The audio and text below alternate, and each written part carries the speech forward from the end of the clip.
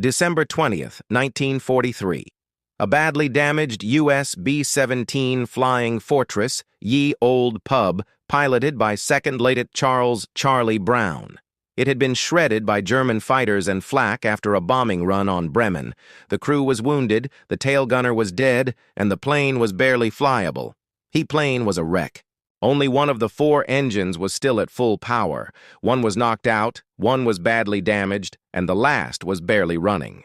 The rudder was half missing, the nose cone was gone. Luftwaffe ace Franz Stigler, flying a Messerschmitt Bf 109.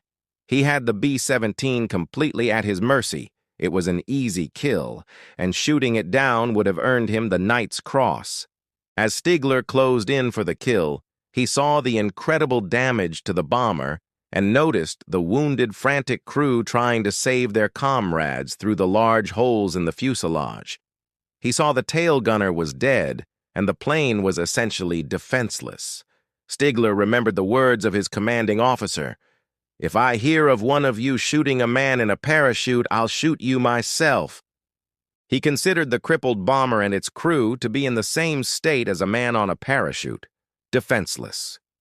He decided he could not bring himself to shoot them down. Instead of firing, Stigler flew close to the bomber, attempting to signal Brown to land in Germany or divert to neutral Sweden, where the crew would be safe but interned.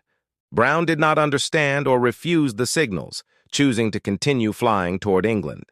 Stigler then escorted the crippled B-17 and its crew for several miles over German-occupied territory and the North Sea, to protect it from German anti-aircraft fire and other German fighters.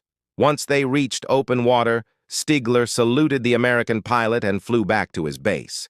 In 1986, Brown began a search for the German pilot who saved his life. In 1990, after placing an ad in a German Fighter Pilots Association newsletter, he received a letter from Franz Stigler, who was living in Vancouver, Canada Reunion. In 1990, after a long search by Charlie Brown, the 2 pilots found each other. They died within a few months of each other in 2008.